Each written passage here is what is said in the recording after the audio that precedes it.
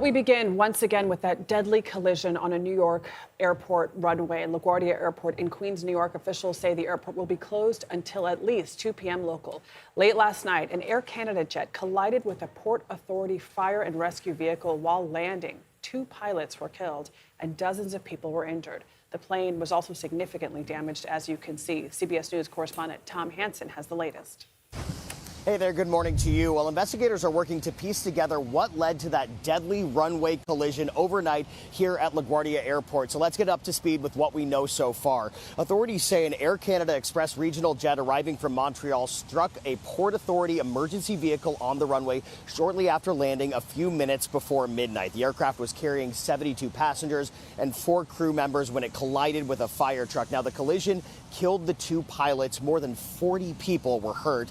So the big question here is, why was that emergency vehicle on an active runway? Well, according to air traffic control audio, the air traffic controller had given clearance for the vehicle to respond to another emergency involving an odor on a United flight. But moments later, the controller realized his mistake and tried to stop the vehicle. Some of the audio that we heard, you could hear the air traffic controller saying, "Stop, truck 1, stop," urging that truck to stop. Now, the FAA has issued a ground stop and shut down operations at LaGuardia. The NTSB has also deployed a GO team to investigate. And of course, this is all coming as travelers are already going through a tough time, struggling with those long lines at so many airports around the country due to the partial government shutdown. Back to you. All right, Tom Hanson, thank you very much. Let's bring in CBS News contributor, Captain Laura Einsetler. She is a veteran commercial airline pilot with 30 years of experience piloting airplanes.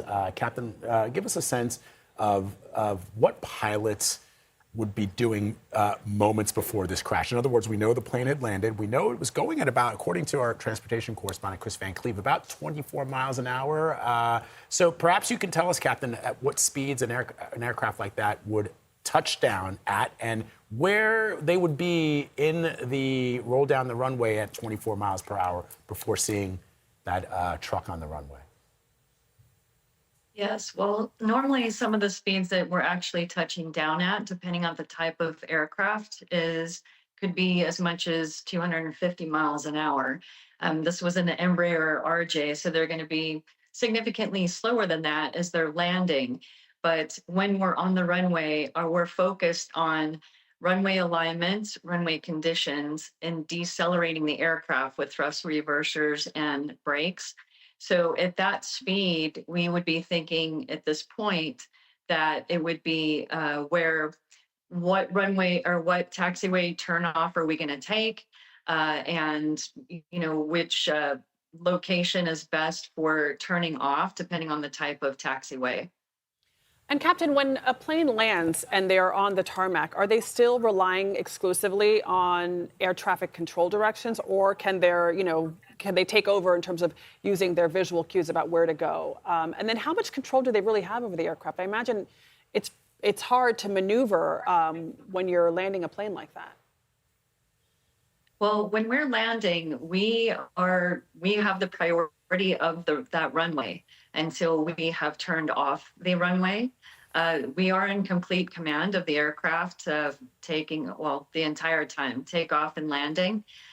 So it's just a really unfortunate circumstance in this case. They'll be looking at things like what was the breakdown in communications. Sometimes air traffic controllers might be talking on a different frequency to emergency crews and speaking with us on a different frequency. So especially if they're working multiple frequencies at the same time. Yeah, you at one point do hear in the audio of the air traffic controller, he's talking to another pilot, and he says that he made a mistake in sending that vehicle out onto the runway. So then, of course, Captain, the question is there anything? Well, let me ask you this, Captain. Is it possible that air traffic controller was all by himself at one of the nation's busiest airports in the middle of the night? Well, that's something that the NTSB will be looking to investigate to see what it was happening in that type of situation. It's in the middle of the night, timing like that. We're going to have reduced staffing because there's reduced air traffic, right? So they'll be looking at those various factors. But the controllers, they take turns, having breaks every now and again. But as we've seen in this past history, there's a lot of distractions in the world right now. It's very critical that we pay close attention to everything and always be situationally aware for public safety.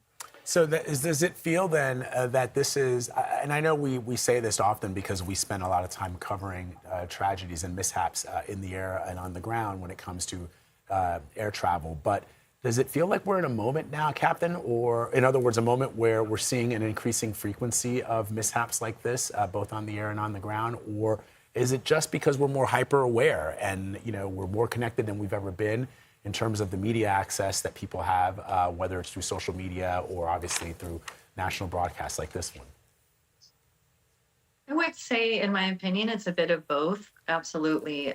Post-pandemic, we've tried to meet the travel demand that came after that so that we could bring everyone to where they want to be going. And at the same time, with everything that we see, everyone with a smartphone, we now see actually so much from around the world in the world of aviation. Captain, the plane is pitched up. Its nose is in the air. We heard that might be because the passengers deplaning maybe shifted the weight of the plane. Do you have any idea why that might be? Well, for center of gravity purposes, there's some aircraft that are built that way. If everyone is going out the back and the cargo and luggage are on the back of that aircraft, that could definitely be what we're seeing here. Yeah, and the front of the plane, the nose of the plane has been completely shredded, including, I'm guessing, that front landing gear, which would provide some counterweight, right, Captain? Yeah, that's very difficult to see, of course, these visuals, and know, our hearts and prayers are with all the families in this that's been involved in this accident. Especially those two Pilots. officers, the two pilots, because it could have been much, much worse, but I can only imagine what it's like. You're a pilot, you just succeeded in bringing all those souls to safety on the ground, and all of a sudden this truck appears in your path, and there's very little you can do, I'm guessing, Captain. In that moment, you're traveling at 25 miles an hour. You can't maneuver the plane. It's not like a race car. Absolutely. And, we have such the weight of the aircraft and that forward thrust that we have. Right. And it could have been a lot worse had they been at a higher speed even. So we're thinking of those pilots and their families. For Yes. sure. Captain Laura Einsetler, thank you so much. Thank you.